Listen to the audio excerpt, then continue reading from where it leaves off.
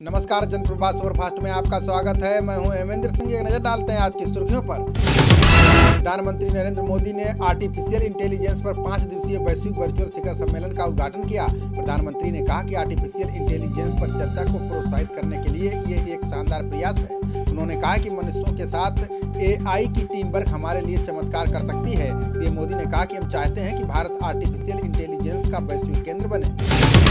Artificial intelligence के कार्यक्रम को रिलायंस के प्रबंध निदेशक मुकेश अंबानी ने भी संबोधित किया। उन्होंने कहा कि आर्टिफिशियल इंटेलिजेंस के लिए डाटा रॉ मटेरियल की तरह है। अंबानी ने कहा कि डाटा डिजिटल कैपिटल पूंजी साबित होगा।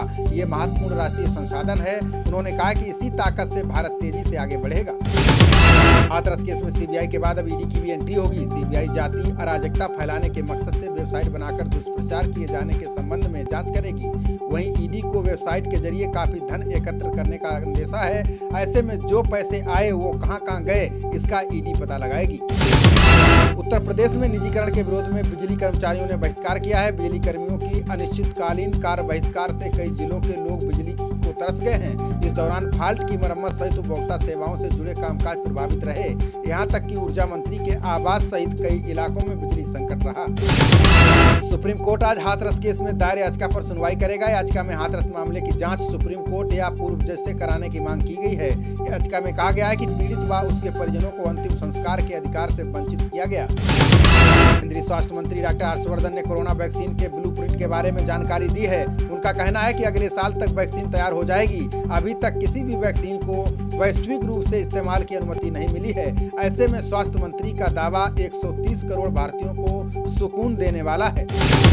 भाजपा और जेडीयू के बीच सीट बंटवारे पर मुहर लग गई है। सीट बंटवारे पर सहमति के बावजूद दोनों दलों के बीच अब भी कुछ सीटों का पेच नहीं सुलझा है। माना जा रहा है कि आज भाजपा और जेडीयू सीट बंटवारे की औपचारिक घोषणा करेंगे। पंजाब में 2 दिन ट्रैक्टर घुमाने के बाद राहुल गांधी की किसान एवं खेत बचाओ यात्रा मंगलवार को हरियाणा में प्रवेश करेगी। राहुल गांधी के ट्रैक्टर पर सवार हरियाणा के कांग्रेस दिग्गज एकजुटता का संदेश देने की कोशिश करेंगे। बड़ौदा उपचुनाव से पहले कांग्रेस तीनों कृषि कानूनों के विरोध और पिपली में किसानों पर लाठीचार्ज को भुनाने के मूड में है। कोरोना संक्रमण से जूझ रहे अमेरिकी राष्ट्रपति डोनाल्ड ट्रंप को अस्पताल से छुट्टी मिल गई है। उन्होंने व्हाइट हाउस शिफ्ट कर दिया है। उनका वाल्टर रीड अस्पताल में इलाज चल रहा था। वो हेलीकॉप्टर में सवार होकर व्हाइट हाउस पहुंचे। व्हाइट हाउस पहुंचते ही ट्रंप ने चेहरे से मास्क उतार दिया, जबकि व्हाइट हाउस के डॉक्टर सीन कोनले ने कहा था कि ट्रंप अभी भी पूरी तरह खतरे से बाहर नहीं है। कोरोना काल में पीएम मोदी के पहले सार्वजनिक कार्यक्रम में हिमाचल सरकार से बड़ी चूक हो गई है। कुल्लू के बंजार से विधायक सुरेंद्र शौरी कोरोना पॉजिटिव पाए गए हैं। अटल टनल के उद्घाटन के दौरान पीएम मोदी के साथ उपस्थित रहे सीएम जयराम ठाकुर और वन मंत्री राकेश पठानिया सुरेंद्र शौरी के संपर्क में आए थे। इस घटना से पीएमओ से लेकर प्रशासनिक अमले में हड़कंप मच गया है।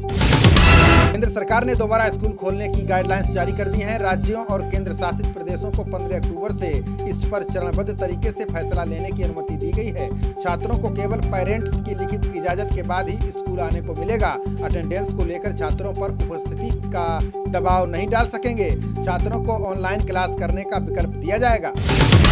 हिंद प्रशांत क्षेत्र में चीन के बढ़ते प्रभाव को घेरने के लिए क्वाड के विदेश मंत्री आज टोक्यो में कूटनीतिक वार्ता करेंगे। क्वाड नाम के इस चतुर्भुजीय संगठन में हिंद प्रशांत क्षेत्र के 4 देश भारत, अमेरिका, जापान और ऑस्ट्रेलिया शामिल हैं। भारत की तरफ से विदेश मंत्री एस जयशंकर और अमेरिकी विदेश मंत्री माइक पोम्पियो इसमें शामिल होंगे। मेट्रो या बस में सफर करने वाले लोगों पर अमेरिका की कैलिफोर्निया यूनिवर्सिटी ने एक शोध किया है। शोध में दावा किया गया है कि कोरोना वायरस सतह जैसे दरवाजे या बटन को छूने से नहीं फैलता है। शोधकर्ताओं ने कहा है कि सतह पर मौजूद कोरोना वायरस इतना प्रभावशाली नहीं होता है कि किसी को अपनी चपेट में लेकर उसे बीमार कर दे। जंग के खतरे के बीच भारत ने supersonic missile assisted release of torpedo का सफलतापूर्वक परीक्षण किया। ये परीक्षण ओडिशा के समुद्री तट पर किया गया। यह एक ऐसी प्रणाली है जिसमें टॉरपेडो के साथ मिसाइल भी होती है। पनडुब्बी रोधी जंग में ये तकनीक नौसेना की ताकत को कई गुना बढ़ा सकती है। रक्षा मंत्रालय ने मृत रक्षा कर्मियों के परिजनों को बड़ी राहत दी है। मंत्रालय ने पारिवारिक पेंशन की मंजूरी के लिए न्यूनतम 7 साल की निरंतर सेवा की अनिवार्यता को समाप्त कर दिया है। अब सरकार के इस फैसले से कई रक्षा कर्मियों के परिजनों को राहत मिलेगी। रोजबेली निवेशकों से ठगे गए 17,520 करोड़ में से 10,500 करोड़ रुपए लौटा चुकी है। निवेशकों से धोखाधड़ी को लेकर रोजबेली के खिलाफ सीबीआई और ईडी की जांच चल रही है। ईडी के एक अधिकारी ने कहा है कि जांच एजेंसी 4500 करोड़ रुपए की कीमत की संपत्तियों को जब्त कर चुकी है। अखिल भारतीय क्षत्रिय महासभा के राष्ट्रीय अध्यक्ष और पूर्व केंद्रीय मंत्री मानवेंद्र सिंह ने हाथरस मामले में बड़ा बयान दिया है। मानवेंद्र सिंह ने कहा है कि अनुसूचित जाति एवं अनुसूचित जनजाति अधिनियम का जमकर दुरुपयोग होता है। इसका इस्तेमाल करके सवर्ण समाज में राजपूत वर्ग को बदनाम किया जाता है। इसको लेकर महासभा चिंतित है। राजस्थान की पूर्व मुख्यमंत्री और भाजपा की राष्ट्रीय उपाध्यक्ष वसुंधरा राजे ने राज्य में दुराचार मामले में गहलोत सरकार पर हमला बोला है। वसुंधरा राजे ने कहा है कि राजस्थान में जंगल राज कायम हो गया है। चुरू के नवा गांव के सामूहिक दुराचार ने यह साबित कर दिया है कि राजस्थान में जंगल राज की स्थिति अब चरम पर पहुंच गई है। जम्मू कश्मीर के राजौरी जिले में पाकिस्तान ने एक बार फिर से सीज फायर तोड़ा है। इस दौरान पाकिस्तान ने नौशेरा सेक्टर में फायरिंग की। पाकिस्तान की गोलाबारी में भारतीय सेना के सूबेदार सुखदेव सिंह शहीद हो गए। वो जम्मू के ही रहने वाले थे। वहीं भारतीय सेना ने भी जवाबी कार्रवाई की। इसमें पाकिस्तान की कई चौकियों को निशाना बनाया गया है। भारतीय वायुसेना दिवस की तैयारियों के तहत आज फुल ड्रेस रिहर्सल होगा। इसमें राफेल सहित तमाम लड़ाकू विमान अपना दमखम दिखाएंगे। आपको बता दें कि वायुसेना 8 अक्टूबर को अपनी 88वीं वर्षगांठ मनाएगी। इसके लिए हिंडन एयरबेस पर कई कार्यक्रमों का आयोजन होगा। इनकी तैयारियों के लिए आज आखिरी दिन है। हरियाणा के रोहतक की एरो फास्टनर कंपनी के बने नट बोल्ट अब नासा ने खरीदने का फैसला किया है। नासा इनका इस्तेमाल रॉकेट और अमेरिकन आर्मी के टैंक समेत दूसरे हथियारों में करेगा। हालांकि भारतीय अंतरिक्ष अनुसंधान संगठन और रक्षा अनुसंधान एवं विकास संगठन पहले से ही इस कंपनी के बने नट बोल्ट का इस्तेमाल कर रहा है। आईटीपीओ के अनुसार इस साल केवल प्रगति मैदान में 81 कार्यक्रम होने थे। इनमें से 59 कार्यक्रम स्थगित हो गए हैं। वहीं इस साल भारतीय अंतर्राष्ट्रीय व्यापार मेले का भी आयोजन नहीं किए जाने का निर्णय लिया गया है। आईटीपीओ के कार्यकारी निदेशक ने बताया कि कोरोना महामारी के दौर में व्यापार और पर्यटन व्यवसाय दोनों को भारी झटका हुआ है।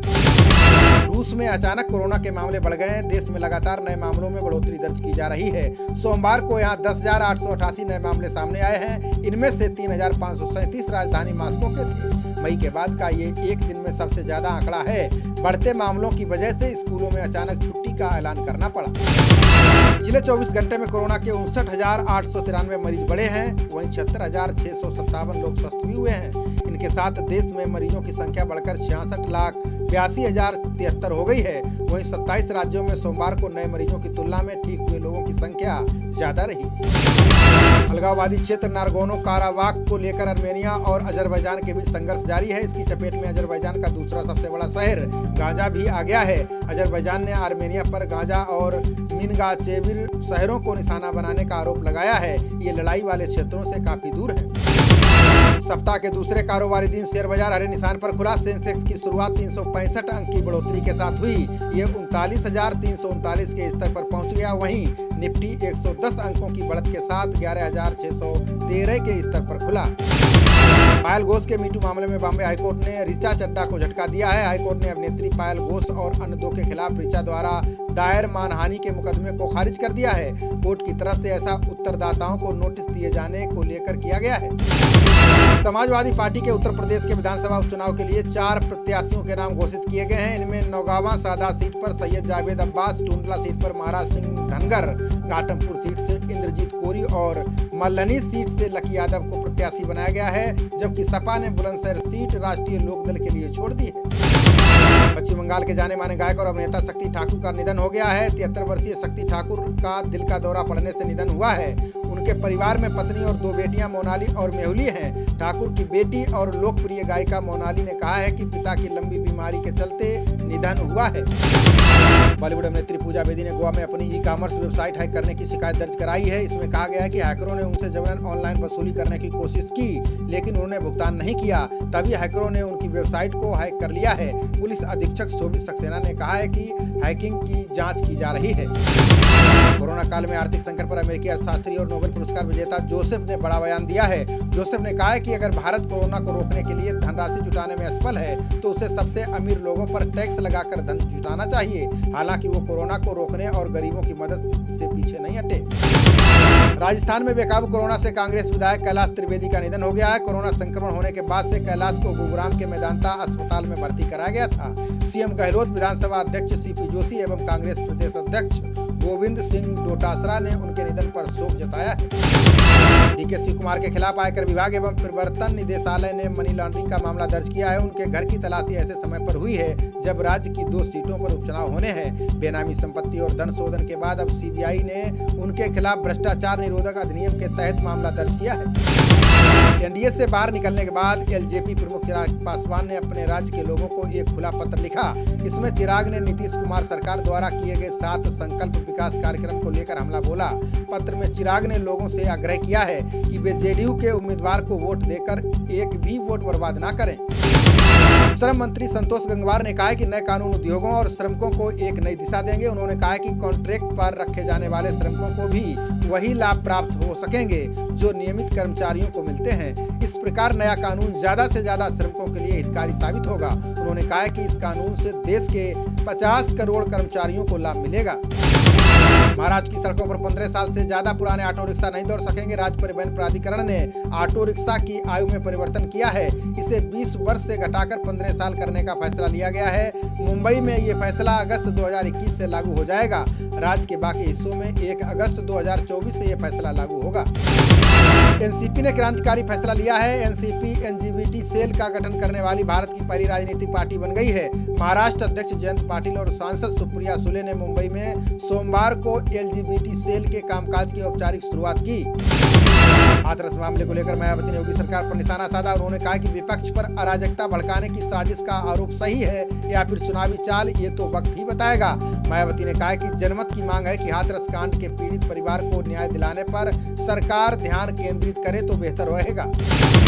असम के मुख्यमंत्री सर्बानंद सोनोवाल ने पूर्ववर्ती कांग्रेस पर कई आरोप लगाए। उन्होंने कहा कि हर विभाग की भर्ती में घोटाला हुआ है। उन्होंने कहा कि कांग्रेस हमारी सरकार की आलोचना कर अपने कुकृत्यों को छिपाने की कोशिश कर रही है। कांग्रेस खुद भ्रष्टाचार और अनैतिक आचरण की जनक है। उत्तर प्रदेश भाजपा अध्यक्ष स्वतंत्र देव सिंह ने रामेश्वरम से शुरू हुई राम रथ यात्रा का स्वागत किया। यह यात्रा पीएम मोदी के जन्मदिन पर 17 सितंबर को शुरू हुई और 7 अक्टूबर को अयोध्या में इसका समापन होगा। समापन अवसर पर यात्रा के आयोजकों द्वारा 613 किलो का घंटा भी श्री राम जन्मभूमि तीर्थ क्षेत्र ट्रस्ट को सौंपा जाएगा। देवरिया में केस को लेकर सीएम योगी ने अधिकारियों को कड़ी कार्रवाई का निर्देश दिया है। मुख्यमंत्री के सूचना सलाहकार सलम मणि त्रिपाठी ने पूरे घटनाक्रम से सीएम योगी को अवगत कराया। इसके बाद सीएम ने कड़ा रुख अपनाया। पुलिस ने त्वरित कार्रवाई करते हुए मुकदमा दर्ज कर आरोपियों को गिरफ्तार किया है। राजस्थान पंचायत चुनाव में आज तीसरे चरण का मतदान हो रहा है। इसमें 975 ग्राम पंचायतों में सरपंच और पंच पदों के लिए वोट डाले जा रहे हैं। इसके लिए मतदान केंद्रों पर मतदाताओं की लंबी कतारें लगी हैं। ये मतदान सुबह 7:30 बजे से शाम 5:30 बजे तक चलेगा। इस बार चुनाव होने के तुरंत बाद मतगणना शुरू हो जाएगी। यूपी में बिहार से सटे क्षेत्रों में अगले 3-4 दिन बारिश हो सकती है। मौसम विभाग ने कहा है कि गाजीपुर, बलिया, चंदौली और वाराणसी में बारिश की संभावना है। ये मंगलवार से लेकर गुरुवार तक जारी रह सकती है। इस दौरान बादलों की गड़गड़ाहट के साथ आकाशीय बिजली गिर सकती है, इसलिए लोगों को सावधान रहना होगा। भारत के खिलाफ सीमा विवाद पर नेपाल की गठित कमेटी ने अपनी रिपोर्ट पीएम ओली को सौंप दी है। इसमें कमेटी ने कालापानी, लिपुलेख और लिम्पियाधुरा पर नेपाल पीएम को रिपोर्ट दी है। नेपाल सरकार ने कमेटी से कहा था कि नेपाल के हिस्से वाले क्षेत्रों पर ऐतिहासिक सबूत जुटाएं ताकि अंतर्राष्ट्रीय स्तर पर अपना पक्ष रख सकें। गोवा के लोकायुक्त रिटायर्ड जस्टिस पीके मिश्रा ने अपना पद छोड़ दिया है। साथ ही उन्होंने लोकायुक्त वाली व्यवस्था को खत्म करने की मांग की है। गोवा सरकार के रवैये से असंतुष्ट रिटायर्ड जस्टिस मिश्रा ने कहा है कि उन्होंने कई अधिकारियों और नेताओं के खिलाफ 21 रिपोर्ट दी थी, लेकिन सरकार ने एक पर भी कार्रवाई नहीं की, इसलिए पद छोड़ने का फैसला किया है। भारत और चीन के बीच जारी विवाद पर चीन ने सेना के लिए और तैयारी शुरू कर दी है। चीन ने लद्दाख के बॉर्डर पर solar gas heated tube containers और स्नो टेंट लगाना शुरू कर दिए हैं। इससे अंदाजा लगाया जा सकता है कि चीन बॉर्डर से पीछे हटना नहीं चाहता है, बल्कि वहां जमे रहने के लिए जरूरत पड़ने वाली सुविधाएं जुटाने में लगा है। हरियाणा में राहुल गांधी को घुसने नहीं देने के मामले में खट्टर सरकार ने यू टर्न ले लिया है। पूर्व सीएम हुड्डा ने गृह मंत्री अनिल विज पर तंज कसते हुए कहा कि वैसे तो अनिल विज मेरे अच्छे दोस्त हैं, लेकिन वो बिना सोचे समझे कुछ भी बोल देते हैं, जिसमें कई बार उन्हें मुंह की खानी पड़ती है। बता दें कि विज ने राहुल को हरियाणा में घुसने नहीं देने का ऐलान किया था। रॉयल चैलेंजर्स बेंगलोर को दिल्ली कैपिटल्स के हाथों करारी हार झेलनी पड़ी। दुबई में खेले गए मुकाबले में टीम को 59 रनों के अंतर से शिकस्त मिली। दिल्ली की टीम ने 4 विकेट पर 196 रन का बड़ा स्कोर बनाया। जवाब में रॉयल चैलेंजर्स बेंगलोर की टीम 9 विकेट पर 137 रन पर ही सिमट गई। इस मुकाबले में विराट को छोड़कर टीम का कोई भी बल्लेबाज रन नहीं बना सका। हार के बावजूद कप्तान विराट कोहली ने एक खास मुकाम हासिल कर लिया। विराट ने दिल्ली के खिलाफ 10 रन बनाते ही T20 में अपने 9000 रन पूरे कर लिए। वो ऐसा करने वाले पहले भारतीय और विदेशी खिलाड़ियों में 7वें बल्लेबाज हैं। उन्होंने भारत की ओर से 82 T20 में 51 की औसत से 2794 रन बनाए हैं। आज मुंबई इंडियंस और राजस्थान रॉयल्स के बीच कड़ा मुकाबला होगा। शानदार फॉर्म में चल रही मुंबई इंडियंस के खिलाफ राजस्थान के लिए काफी कठिन चुनौती होगी। अभियान को ढर्रे पर लाने के लिए वो अंतिम एकादश में बदलाव कर सकती है। दुबई और अबू धाबी में रॉयल्स का प्रदर्शन निराशाजनक रहा है। खबरों का सिलसिला जारी रहेगा। देखते रहिए जनप्रवाद। नमस्कार।